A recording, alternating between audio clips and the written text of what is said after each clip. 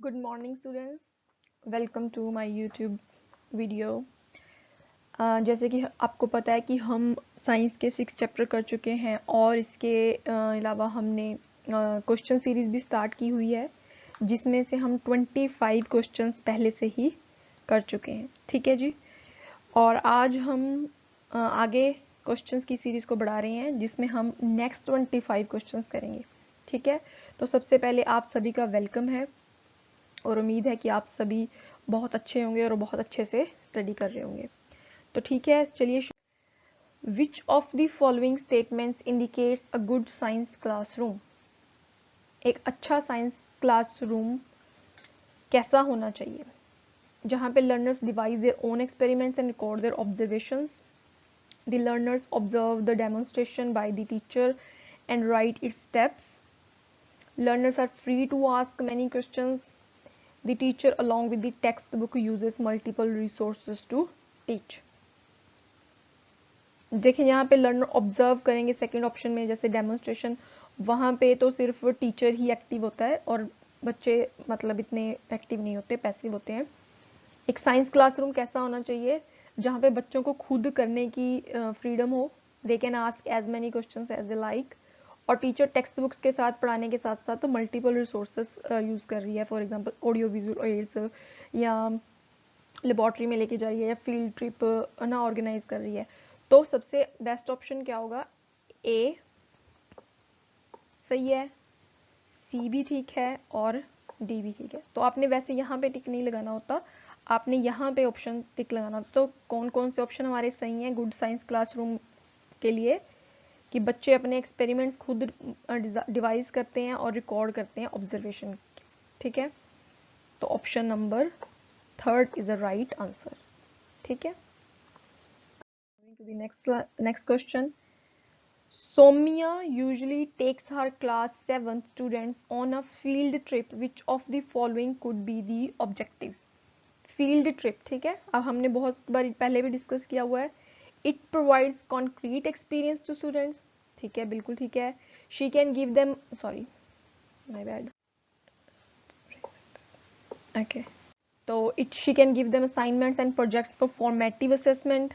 हाँ, ये भी सही है कि फील्ड ट्रिप पे आने के बाद वो उनसे असाइनमेंट्स या प्रोजेक्ट्स बनवा सकती है कि फील्ड ट्रिप पे उन्होंने क्या एक्सपीरियंस किया।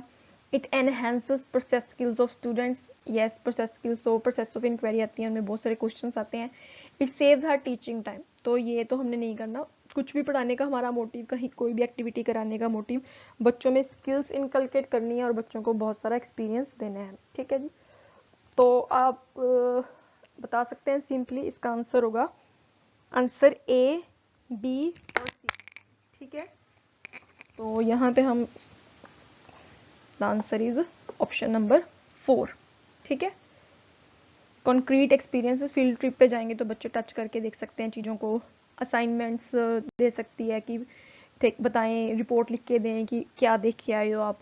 प्रोसेस स्किल तो डेफिनेटली आ ही जाती है बच्चे में। ठीक है, प्रोसेस ऑफ इंक्वायरी, उनमें क्वेश्चंस आते हैं फील्ड ट्रिप पे जाके। It saves our teaching time, this is not the right answer. ठीक है, तो moving to the next question. अच्छा, ये क्वेश्चन ध्यान से पढ़ें। It is a statement, open a water tap, adjust the flow so that it forms a thin stream. पानी की टैप खोली कि बिल्कुल पतली सी धारी बना रही है वो। चार्ज रिफिल, बच्चों को कहा गया कि वो रिफिल अपना भर लें, जैसे पेन का रिफिल भर लें। Bring it near the water stream, पानी के नीचे लाके अपना रिफिल भर लें। ऑब्जर्व व्हाट हैपन्स, तो कहती टीचर ने कहा कि ऑब्जर्व करें क्या होता है। Right a short report on the activity. ये सब कुछ करवा के टीचर बच्चों में कौन सी स्किल डेवलप करना चाह रही है, देख लेते हैं। ऑब्जर्वेशन ठीक है, करवा ही रही है क्योंकि देखेंगे क्या हो रहा है।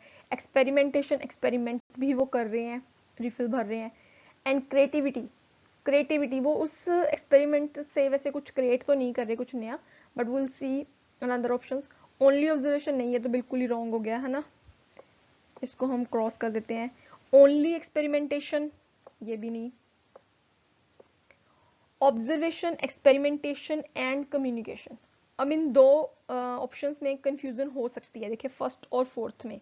पर जहां तक मेरी समझ काम करती है, जहां तक हमने पढ़ा है, ठीक है, और आप आपको भी अगर कहीं से पता लगता है या आपकी जो समझ काम करती है, प्लीज़ मुझे कमेंट सेक्शन में ज़रूर अपना आंसर लिख के बताएं इस क्वेश्चन का। पर जो हमने पढ़ा है उसमें हमने लिखा है कि जो भी समझ के ऑब्जर्व करके एक्सपेरिमेंट करके जब हम शॉर्ट रिपोर्ट तैयार कर रहे हैं कुछ भी, तो वो एक कम्युनिकेशन एरिया में आएगा। हमने पढ़ा था ना कम्युनिकेशन का भी, तो वो उसमें आएगा कम्युनिकेशन में। तो मेरे को क्रिएटिविटी यहाँ पे बिल्कुल ठीक नहीं लग रहा, तो according to me answer is 4th। ठीक है, अगर आपकी कुछ और समझ काम करती है तो please let me know, then we can discuss on this question. Which of the following strategy is the most appropriate for a teacher to teach the topic save energy? Energy save करने का topic पढ़ाना है तो कौन सी strategies अपनानी चाहिए? Strategies वही हो जो बच्चों को कुछ खुद करने का एक्सपीरियंस दे, ठीक है, बच्चे की लाइफ से बच्चे को रिलेट करें, ठीक है, यही स्ट्रेटजीज हम फॉलो करते हैं। Ask students to write slogans on saving energy. अच्छा, सेविंग एनर्जी पे वो स्लोगन्स लिखेंगे, इससे तो उन्हें कुछ नहीं आएगा, प्रोसेस ऑफ इंक्वायरी उनमें नहीं, ठीक है, डेवलप होगी। Write at least 5 ways to save energy, हाँ इसमें वो कुछ क्रिएटिव कर रहे हैं, खुद से लिख रहे हैं 5 ways to save energy. Make a model project to depict energy saving, yes, यहाँ पे उन्हें हैंड ऑन एक्सपीरियंस मिल रहा है। encourage students to save energy in various ways in their lives, तो हम यहाँ पे टीचिंग को उनकी लाइफ से रिलेट कर रहे हैं, ठीक है जी। तो कौन से ऑप्शन सही हो गए? बी, सी और डी। तो टिक का हमने कहाँ पे करना है? ऑप्शन 2 हमारा राइट आंसर है, ठीक है जी, ऑप्शन 2। आई होप कि आपको समझ आ गया होगा, ठीक है। स्लोगन लिखने से बच्चों में कोई प्रोसेस ऑफ इंक्वायरी तो नहीं आएगी, है ना, तो डेफिनेटली वो जब खुद कुछ करेंगे, हैंड्स ऑन एक्टिविटीज वगैरह करेंगे, तभी हमारा साइंस पढ़ाने का जो मोटिव है वो क्लियर होगा। Which one among the following situations gives the students the best opportunity of discovery learning? Discovery learning means जिसमें वो खुद से कुछ करके सीख रहे हैं, ठीक है। तो सबसे पहले देख लेते हैं पहला option, encouraging students to investigating factors affecting germination through experimentation, ठीक है, इसमें हम बच्चों को ही इनकरेज कर रहे हैं कि वो खुद इन्वेस्टिगेट करें फैक्टर जो जर्मिनेशन को इफेक्ट कर रहे हैं एक्सपेरिमेंट के थ्रू, ठीक है। तो ये ऑप्शन बिल्कुल सही लग रहा है, पर हम बाकी ऑप्शंस भी देख लेते हैं। Instructing students through team teaching on the topic of components of a food, instruct कर रही है, इंस्ट्रक्शन जब बच्चों को दे रही है टीचर। टीम टीचिंग तो आपको पता ही है ना, अब 7 चैप्टर में पढ़ेंगे, चलो इसका तो इतना इंपॉर्टेंट अभी रोल नहीं है। इंस्ट्रक्शंस इस देना टीचर के थ्रू, तो एक तरह से बच्चों की पैसिव लर्निंग हो जाती है। Students being first shown the demonstration and then followed by detailed explanation, इसमें भी बच्चे कुछ नहीं कर रहे, टीचर ही डेमोन्स्ट्रेट कर रही है, फिर उसको डिटेल एक्सप्लेनेशन के साथ बता रही है। जैसे लेक्चर कम डेमोन्स्ट्रेशन हमने मेथड पढ़ा था, उसमें टीचर सेंट्रिक मेथड है, तो हमने फॉलो कौन सा करना है, जो ज्यादा बेस्ट कौन सा होता है, जो चाइल्ड सेंट्रिक मेथड होता है, ठीक है। फोर्थ ऑप्शन क्या कहता है? Elaborated and detailed session of programmed instruction on the topic of germination of a seed, ठीक है। प्रोग्राम्ड इंस्ट्रक्शन दे रही है, उस पर डिटेल्ड सेशन, लैबोरेटेड, तो इंस्ट्रक्शन ही हैं, ठीक है, उसमें बच्चे तो पैसिव ही होंगे। तो हमारा मेन मोटिव होना चाहिए कि बच्चों को एक्सपेरिमेंटेशन के थ्रू जो है टॉपिक को समझने की नॉलेज देनी है, that would be regarded as discovery learning, ठीक है। तो उम्मीद है मुझे आपको समझ आ गई होगी, जिसमें भी आपको लगे इंस्ट्रक्शन दे रहा है, डेमोन्स्ट्रेट कर रहा है, तो वो ऑप्शन राइट नहीं होगा। तो option number 1 is the right answer. Question number 31, which one of the following is true about the laws and theories in science? आपको याद होगा हमने चैप्टर नंबर 3 साइंस करिकुलम में लॉज एंड थ्योरीज पढ़ी थी। लॉज होते हैं जो कि एक जनरलाइज्ड फॉर्म होती है ऑब्जर्वेशन की, थ्योरीज पता लगाती हैं उनके पीछे का फिनोमेना, ठीक है, कि ऑब्जर्वेशन के पीछे का फिनोमेना, जैसे कि लाइटनिंग, है ना, वाई लाइटनिंग अकर और वाई अर्थक्वेक्स हैपन, तो थ्योरीज वाई का पता लगाती है और लॉज उन ऑब्जर्वेशन के बेस्ड पे एक फॉर्मूला हमें दे देते हैं, ठीक है। तो देख लेते हैं क्या है।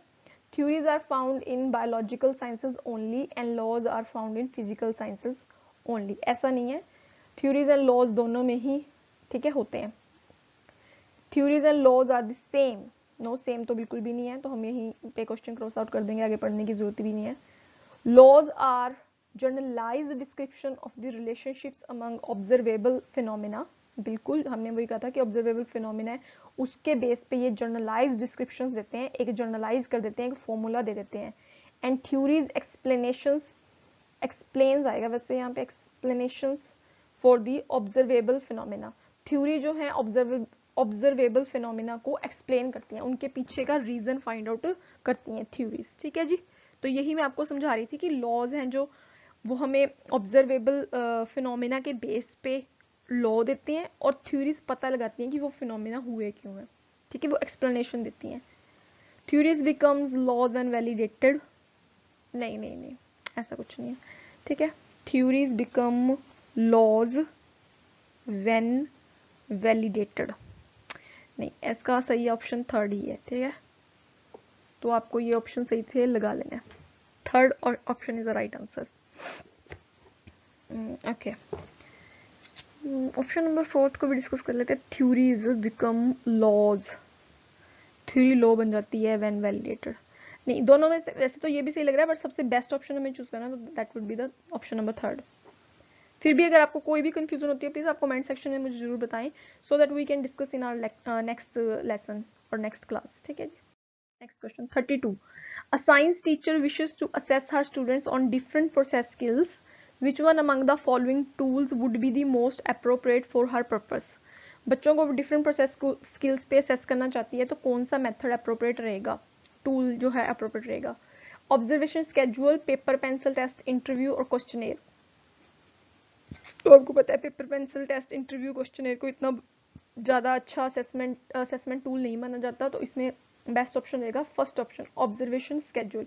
ऑब्जर्वेशन स्केड्यूल एक तरह का आप कह लो टेस्ट है, टूल है, जिसमें एक लिस्ट बनती है बच्चों को ऑब्जर्व कर करके, उनके प्रोसेस स्किल को ऑब्जर्व कर करके एक लिस्ट तैयार की जाती है, फिर उस पे बेस उनकी है ना असेसमेंट पास की जाती है।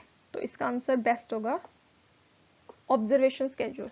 ठीक है जी, नेक्स्ट लेते हैं। Which one of the following should not be an aim of science education at upper primary level?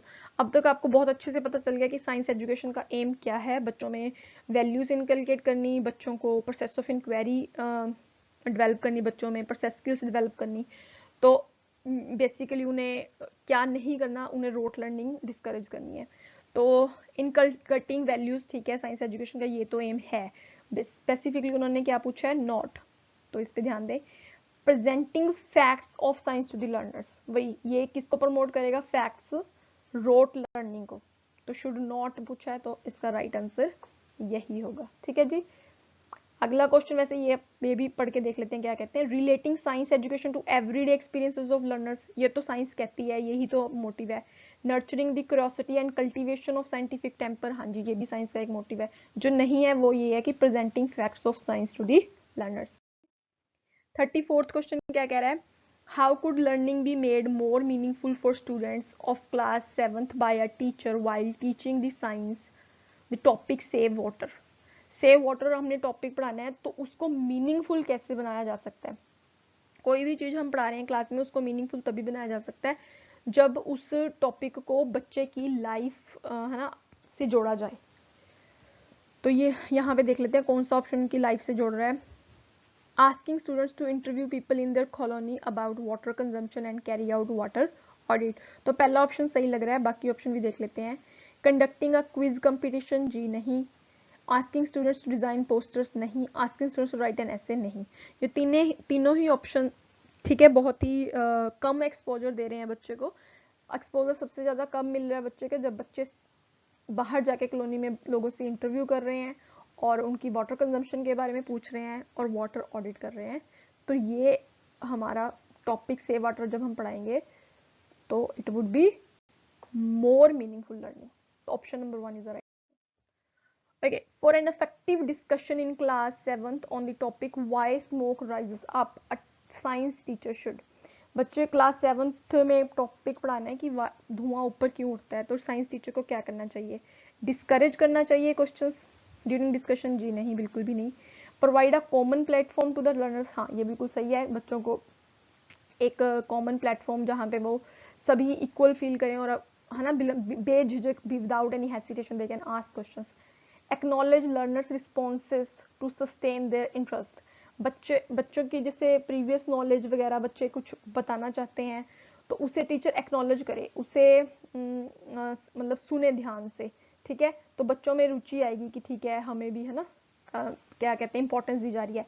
Summarise and assess the learners idea at the end of discussion, जब डिस्कशन खत्म हो जाए तो बच्चों के सारे आइडियाज लेके उन्हें टीचर अपनी मतलब अपनी लैंग्वेज में फिर बता सकती है कि हाँ जी इसने ये बताया, इसने ये बताया।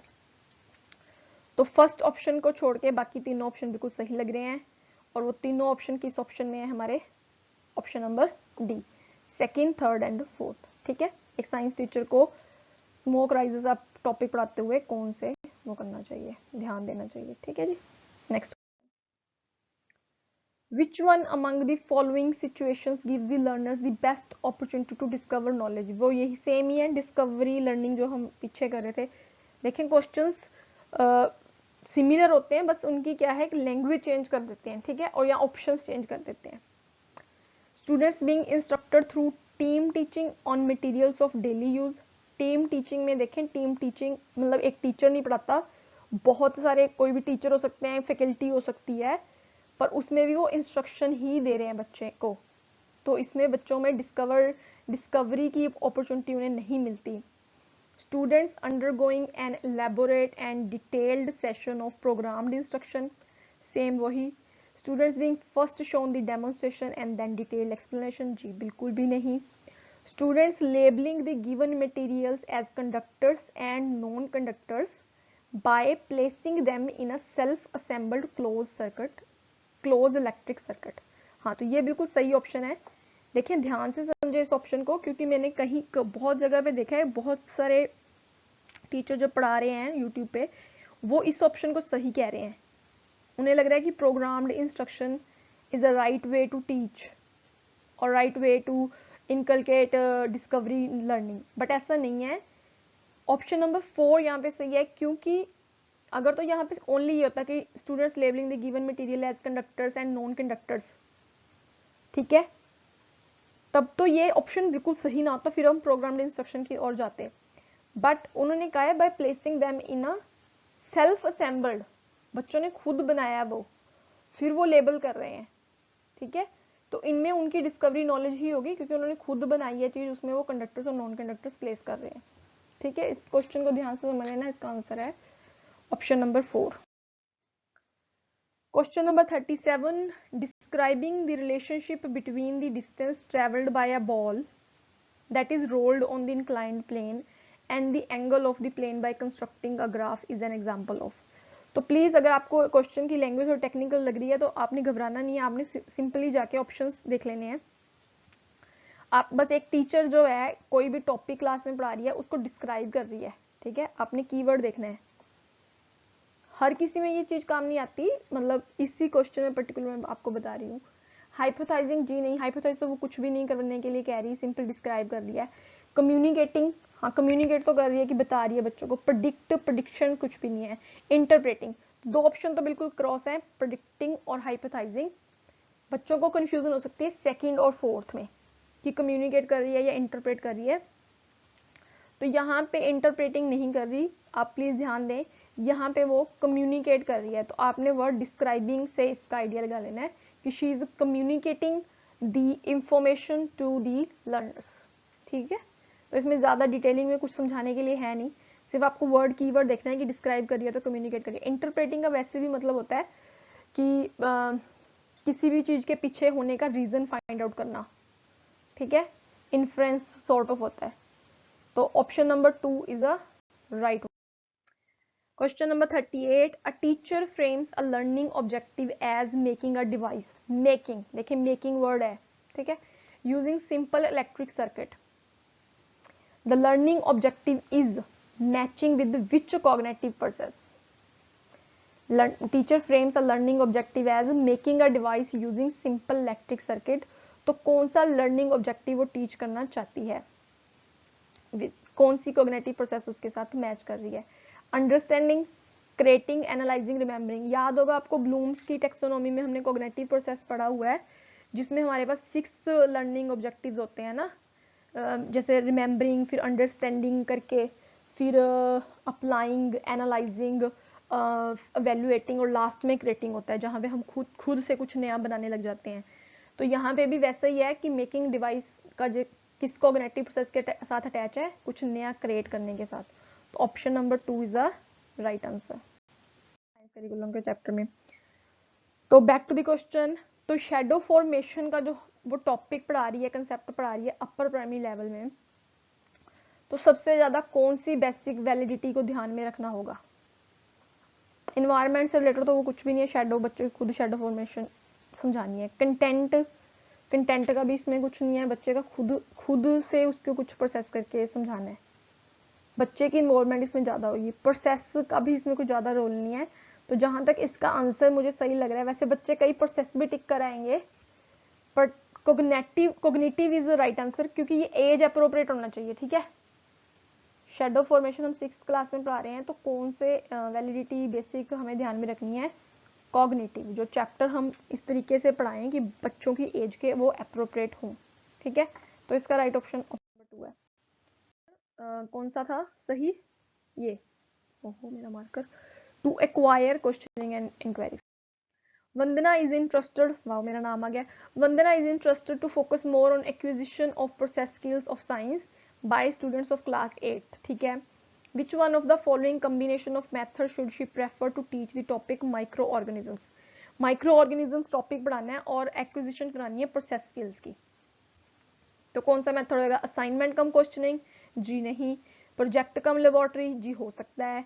होम असाइनमेंट कम साइंस क्विज, बिल्कुल भी नहीं। होम असाइनमेंट कम क्वेश्चनिंग, बिल्कुल भी नहीं। तो सबसे बेस्ट मेथड कौन सा होगा बच्चों में प्रोसेस ऑफ इंक्वायरी डेवलप करने के लिए? प्रोजेक्ट कम लेबोरेटरी मेथड, जहां पे बच्चों को टीचर लैब में लेके जा सकती है और माइक्रो ऑर्गेनिजम्स को ऑब्जर्व करने के लिए वो होते नहीं, क्या बोलते हैं उसको, टेलीस्कोप बोलते हैं मेरे ख्याल, माइक्रोस्कोप पता नहीं क्या बोलते हैं उसको, चेक करने के लिए लेबोरेटरी में माइक्रो ऑर्गेनिजम्स। ठीक है, तो best option option number 2। Next, NCF 2005 recommends that science education at आएगा यहाँ पे। ठीक है जी, मैं यहाँ पे लिख देती हूँ, eight primary stage should focus on. Primary level पे जब हम साइंस पढ़ा रहे हैं तो क्या उसका फोकस होना चाहिए? देखिए एनसीएफ का क्वेश्चन एक आपको साइंस पेडागोजी में पक्का आएगा, तो एनसीएफ की जो रिकमेंडेशंस दी हुई हैं वो पक्का पढ़ के जानी है। मैंने साइंस करिकुलम के चैप्टर के स्टार्टिंग में एनसीएफ की रिकमेंडेशंस दी हुई है। Helping students to connect classroom learning to life outside the school, बिल्कुल सही ऑप्शन है यही।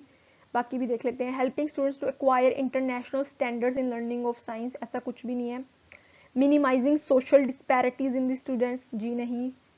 देखिए ऑप्शंस आपको सही भी लग सकते हैं, जैसे social disparities in the students या promoting human values and knowledge base for peaceful society. हमने वैल्यूज के बारे में पढ़ा है कि वैल्यूज इनकलकेट करनी है हमें साइंस टीचिंग। आप सीधा ही वैल्यूज देके टिक ना कर दें, आप एनसीएफ की पर्टिकुलर रिकमेंडेशंस पे जाना है आपने। उन्होंने ये बहुत स्पेसिफिकली रिकमेंडेशन की है कि जो भी हमें पढ़ाना है क्लासरूम में उसका बाहर की लाइफ के साथ उसे रिलेट करके पढ़ाना है। तो option number 1 is the right answer. The topic separation of substance in class 6 can be taught most effectively by, ये मैंने बहुत अच्छे से टॉपिक पढ़ाया था कि जैसे हॉट और कोल्ड सब्सटेंस हम ऑब्जेक्ट्स दे दें बच्चों को, उनको सेपरेट करने के लिए कहें, तो ये हमें कैसे पढ़ाना है बच्चों को।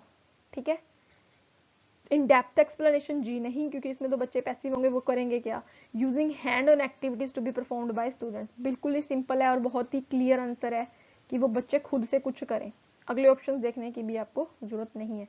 आपको ये भी सही लग सकता है, organising more group discussions on different sub topics, पर आप हमें बेस्ट चूज करना है जिसमें बच्चे ज्यादा एक्टिव हो, बच्चों को ज्यादा एक्सपोजर मिले। Question number 44, the term constructivism in relation to science education mean that children should be, constructivism means बच्चे कुछ खुद से क्रिएट कर रहे हैं, उन्हें क्रिएटिविटी आ रही है, वो कुछ hand on experience hand on activities कर रहे हैं, उनमें एक्सपीरियंसेस से वो सीख रहे हैं अपने। तो क्या मतलब है इसका? Given complete information about science, नहीं। Actively involve in the process of learning science, ये बिल्कुल ठीक है। डिस्करेज टू रेज क्वेश्चंस, नहीं, बच्चों को तो हमने इंकरेज करना है। Given latest information on scientific developments, जी नहीं, ये साइंस का ये उद्देश्य होता है, पर एक कंस्ट्रक्टिविज्म अप्रोच का नहीं है। कंस्ट्रक्टिविज्म अप्रोच का उद्देश्य है एक्टिवली इन्वॉल्व करना बच्चों को प्रोसेस ऑफ लर्निंग साइंस में। क्वेश्चन नंबर 45 देख लेते हैं। Hands on activities and projects form an integral part of learning of science, these learning experience primarily aim at, जो भी हम हैंड्स ऑन एक्टिविटीज करवाते हैं, जब प्रोजेक्ट करवाते हैं, वो उससे क्या, उसका क्या एम होता है प्राइमरली, डिसिप्लिन लेबोरेटरी में, जी नहीं। Providing opportunity to students for extended learning, कुछ लेवल तक हो सकता है बट आगे देख लेते हैं। Assessing the students on practical skill, yes practical, वो प्रैक्टिकल कितना काम कर पा रहे हैं, जो भी उन्होंने नॉलेज ली है, हैंड्स ऑन एक्टिविटीज और प्रोजेक्ट्स बनवाने का उद्देश्य हमारा यही होता है, ठीक है, कि बच्चे जो सीख रहे हैं उसको एटलीस्ट वो अप्लाई भी कर पा रहे हैं। तो option number 3 is the right answer, ठीक है। तो बिल्कुल क्लियर है, देखें साइंस सारी किस एक ही चीज के अराउंड घूम रही है, hands on activities, experience, constructivist approach, process inquiry, scientific method and all that stuff. Question number 46, arrange the following steps recommended to be following in scientific method. वही साइंटिफिक मेथड में हमने क्या पढ़ा था, देखें सबसे पहले बच्चे ऑब्जर्व करते हैं, फिर वो हाइपोथाइज करते हैं, उसके बाद वो एक्सपेरिमेंट करते हैं, उसके बाद वो उस एक्सपेरिमेंट पे बेस पे वो कंक्लूजन देते हैं, ठीक है जी, ठीक है। हाइपोथेसिस बनाने के बाद वो चेक भी करते हैं हाइपोथेसिस को। 5 स्टेप मेथड है, इसमें देख लेते हैं। टेस्टिंग ऑफ हाइपोथेसिस, नहीं, पहले ना आप ऑप्शन देख लिया करो ऐसे क्वेश्चंस में। अब जैसे इन्होंने पहला क्या दिया, डी कलेक्शन ऑफ डाटा, तो नहीं हो सकता क्योंकि कलेक्शन, इसमें हम जब भी ऑप्शंस करें आप वो दूसरे वे से चलें, गलत वाले को क्रॉस आउट करते नहीं, जैसे डी वाला नहीं हो सकता। कलेक्शन ऑफ डाटा किसी के ऊपर बेस ही करेंगे ना जब प्रॉब्लम पता होगी। बी फॉर्मुलेशन हाइपोथेसिस, ऑब्जर्वेशन से पहले तो हाइपोथेसिस नहीं बन सकती, इसमें बी पहले आ गया तो ये भी क्रॉस। ऑप्शन बचते हैं हम 2, इसमें भी सी पहले है, इसमें भी सी पहले है, सी वैसे भी पहले ही आएगा। प्रॉब्लम को आइडेंटिफाई करते हैं, पहले ऑब्जर्वेशन करते हैं, जैसे कि मैंने आपको माइक्रोवेव की एग्जांपल लेके बताया था। उसके बाद आपको जब प्रॉब्लम पता चल गई, आप फॉर्मुलेशन करते हैं हाइपोथेसिस के, तो इसमें बी बाद में नहीं है, तो ये वैसे ही क्रॉस आउट हो गया, ठीक है। आपको सारे ऑप्शंस देखने की भी जरूरत नहीं पड़ती है, अगर आपके पास टाइम कम है तो क्विकली आप कर सकते हो, पर फिर भी हम देख लेते हैं। आइडेंटिफिकेशन ऑफ प्रॉब्लम, फिर आप फॉर्मुलेट करते हो हाइपोथेसिस को, फिर आप उसको टेस्ट करते हो डिफरेंट वेज से, नहीं सॉरी, फिर आइडेंटिफिकेशन प्रॉब्लम होगी, फिर हाइपोथेसिस आपने फॉर्मुलेट कर लिया, फिर आपने डाटा कलेक्ट करना है, उसके बेस पे अपनी हाइपोथेसिस टेस्ट करना होता है, फिर आप कंक्लूजन की ओर बढ़ते हैं, ठीक है। ये मैंने बहुत ही डीप में एक्सप्लेन करके समझाया हुआ है, तो आप वहां पे चेक कर सकते हो। तो option number 4 is right answer guys, ठीक है। बस तो आप एक सेकंड में ही आपने पता कर लिया था यहाँ से जब सी के बाद ए ऑप्शन आ गया था, but still you can check. Which one of the following approaches adopted by a science teacher reflects scientific temper on her part? कौन सी ऐसी अप्रोचेस एक साइंस टीचर पढ़ाएगा जिससे वो पता चलता है कि उससे वह टीचर उसमें एक साइंटिफिक टेम्पर है और वो बच्चों में भी साइंटिफिक टेम्पर के एटीट्यूड को लेके आना चाहती है। Encouraging students to ask questions in the classroom, ये बिल्कुल सही है। Preparing difficult question papers to enhance learning, ऐसा कुछ भी नहीं है। Maintaining perfect discipline, जी नहीं। कवरिंग द प्रिस्क्राइब्ड सिलेबस, नहीं, साइंस पढ़ाने का उद्देश्य ये नहीं है कि हम सिलेबस को जल्दी जल्दी फिनिश कर दें, ये कोई उद्देश्य नहीं है। उद्देश्य ये है कि बच्चे ज़्यादा से ज़्यादा सीखें, बच्चे में प्रोसेस ऑफ इंक्वायरी आए और वो क्वेश्चनिंग स्किल्स, क्वेश्चंस के जरिए उनमें इंटरेस्ट डेवलप हो बच्चों में, ठीक है। बच्चे देखें अगर क्लास में क्वेश्चंस पूछेंगे तो बच्चों में वैसे इंटरेस्ट डेवलप होगा, वो अपनी क्यूरियोसिटी दिखाएंगे, जब उनकी क्यूरियोसिटी फुलफिल हो जाती है तो फिर बच्चे खुश फील करते हैं और उनमें और लर्निंग करने की एक मोटिवेशन आती है। तो एक टीचर, ठीक है, क्या रिफ्लेक्ट करेगा साइंटिफिक टेम्पर, कैसे वो बच्चों को क्वेश्चन पूछने के लिए इंकरेज करेगा। तो option number 1 is the right answer. Question number 48, on the recommendation of NCF 2005 NCERT text books, देखिए इन साइंस ले ग्रेटर एम्फेसिस ऑन, किस चीज पे एनसीईआरटी ने ज्यादा इंपॉर्टेंस दिया, किसको? डिस्करेज रोट लर्निंग, बिल्कुल सही है। Maintaining sharp boundaries between different domains of science curriculum, ये तो देखिए लाइन ही गलत है, क्योंकि जो भी साइंस करिकुलम की डोमेन्स हैं, जैसे कि आपको पता है 3 body of knowledge, process of inquiry और वे ऑफ थिंकिंग, तो उसमें इंटर रिलेटेड है वो, ठीक है, वो उनमें बाउंड्रीज वो करने की कोई वो नहीं है। Providing active learning experience to students, बिल्कुल ठीक है। Learning exact definition of scientific terms, तो ये भी एक तरह से रोट लर्निंग ही होगी, पर एनसीएफ की अकॉर्डिंगली एनसीईआरटी बुक्स में डिस्करेजिंग रोट लर्निंग को इंपॉर्टेंस दी गई है और एक्टिव लर्निंग पे बहुत ज्यादा जोर दिया गया है। तो ऑप्शन ए और सी बिल्कुल सही है। तो टिक हमने कहाँ पे लगाना है, यहाँ पे। Option number 4 is the right answer. The technique of role play, अब ये मेथड हमने पढ़े हुए हैं, है ना, बहुत सारे पढ़े थे methods, teacher centric, student centric and other methods में रोल प्ले था। Is considered to be an effective strategy in teaching science at upper primary stage. Upper primary stage पे रोल प्ले का क्या इंपॉर्टेंस है? It is likely to promote social skills of students, social skills तो बच्चों को society में रहते ही आ ही जाती हैं। It ensures breaking of monotony in the process of learning, जी नहीं। It ensures better understanding of one's role in real life, जी नहीं, वो तो बच्चा सोसाइटी में सीख लेता है। It ensures active participation of students in the process of learning, yes. बच्चे क्या होते हैं, जैसे बच्चों को हम साइंटिस्ट बना देते हैं, किसी को हम पेशेंट बना देते हैं, बच्चे बड़ा इंटरेस्ट लेते हैं एक्टिव पार्टिसिपेशन से, और वो इस लर्निंग के प्रोसेस में इंटरेस्ट लेंगे तो वो फिर ज्यादा सीखेंगे रोल प्ले मेथड से, ठीक है। रोल प्ले मेथड में हम बच्चों को डिफरेंट रोल्स देते हैं। Okay, option number 4 is the right answer. Option, this is the last question guys, so we just done it. Science is considered to be questioning, exploring, doing and investigation. Science को हम यही मानते हैं कि question करो, ये explore करो, doing करो एंड इन्वेस्टिगेट करो। तो which of the following activities carried out by Deepika in the teaching of science is best suited to satisfy these criteria?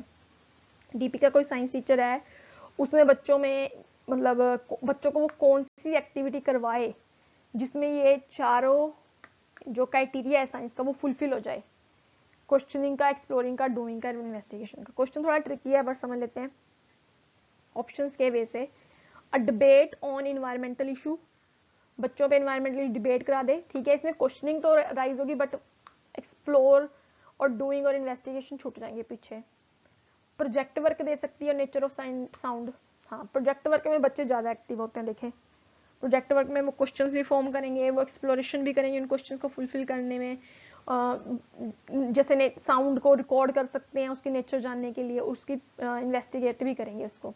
ये ऑप्शन सही लग रहा है, आगे देख लेते हैं। Unit test on micro organisms, ये तो बिल्कुल ही है ना एक ट्रेडिशनल मेथड है। Group discussion on common disease, group discussion देखें आपको सही लग सकता है, बहुत सारे बच्चे ग्रुप डिस्कशन को भी टिक लगा सकते हैं, बट इसमें वो ठीक है क्वेश्चनिंग और एक्सप्लोरिंग तक कर लेंगे, पर डूइंग और इन्वेस्टिगेशन जो पार्ट है फिर वो रह जाएगा, ठीक है। इवन इन्वेस्टिगेशन तक भी बच्चे कर सकते हैं ग्रुप डिस्कशन में, बट डूइंग वाला पार्ट है जो फिर मिस हो जाएगा। पर हमें चारों अगर प्रमोट करने हैं साइंस टीचिंग में तो हमें उन्हें प्रोजेक्ट वर्क देना होगा नेचर ऑफ साउंड पे, ठीक है जी। तो option number 2 is the right answer. That's it. So this was the last question guys, so thank you so much for watching my video. If you like this session, please like, share and subscribe my channel so that I can work for you. It gives me so much motivation to work harder and to do something good for you guys, which can make difference to your life, right? So we have done 50 questions so far in science pedagogy, 50 questions left, then our 6 chapters will be fully completed with the concept, with the questions, right? And the 4 chapters we will finish by the end of this month. So thank you so much. I'll see you in the next class. Till then, take care.